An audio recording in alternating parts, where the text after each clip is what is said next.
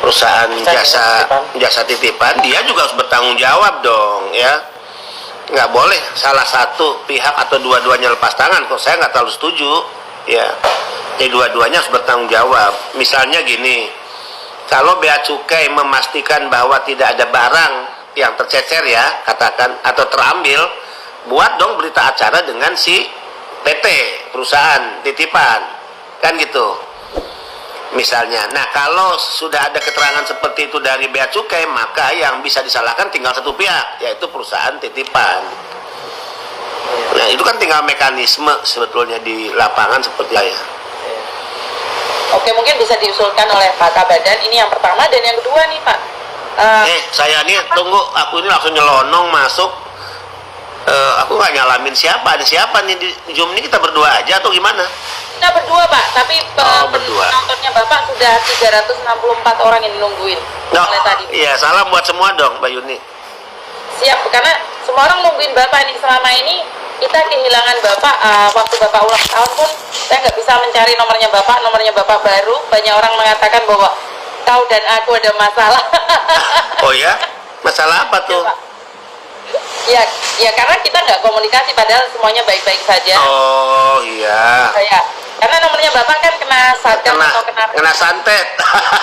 Nomornya kena santet. Untungnya santetnya nggak bisa mengalahkan kekuatan Bapak ya. Jadi saya bersyukur nih. Dan ini yang saya ingin tanyakan Bapak. Satu hal, kenapa setiap kali paketan yang ditanyakan paspor, kontrak kerja, KTP, padahal itu privasi? Gimana Mbak Yuni, gimana? Pihak pengiriman barang meminta data para pekerja migran untuk dikirimkan pada jasa pengiriman barang, dan mereka dengan alasan EKTKLN. Sementara mereka selalu menanyakan apakah kamu terdaftar nggak di Cisco. Nah, oke. Aku jawab tuh itu ya. Nah, sebentar Pak. Karena yang saya tahu, setiap pekerja migran yang ada di Hong Kong yang renew kontrak di bawah KJRI, yang belakangnya ada jobnya KJRI, 100% terdaftar di Cisco. Kenapa saya bisa katakan terdaftar di Cisco? Karena waktu saya datang, Pak. Makanya saya ingin tahu apakah dari pihak Bea Cukai yang ngodol-ngodol barang, atau pegawai PT yang kami titipkan barang.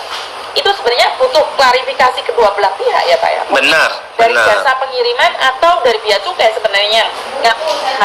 Ya benar, saya setuju. Bea Cukai bertanggung jawab, PT jasa ya, PJT apa ini perusahaan jasa titipan, dia juga harus bertanggung jawab dong ya.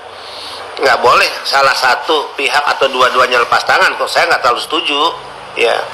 Jadi dua-duanya harus bertanggung jawab. Misalnya gini, kalau Bea Cukai memastikan bahwa tidak ada barang yang tercecer ya, katakan, atau terambil, buat dong berita acara dengan si PT, perusahaan titipan, kan gitu misalnya. Nah, kalau sudah ada keterangan seperti itu dari Bea Cukai, maka yang bisa disalahkan tinggal satu pihak, yaitu perusahaan titipan.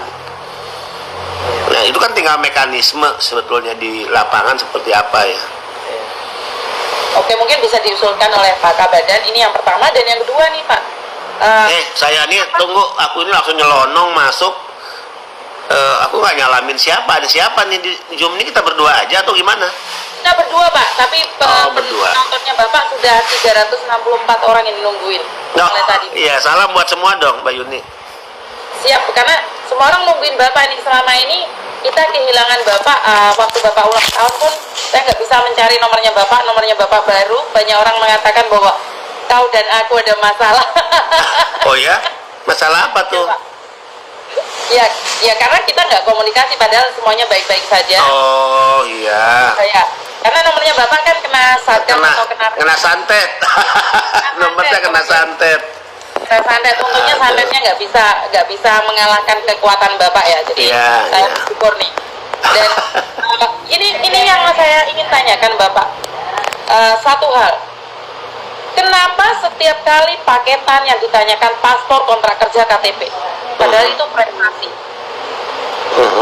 Gimana Mbak Yuni, gimana?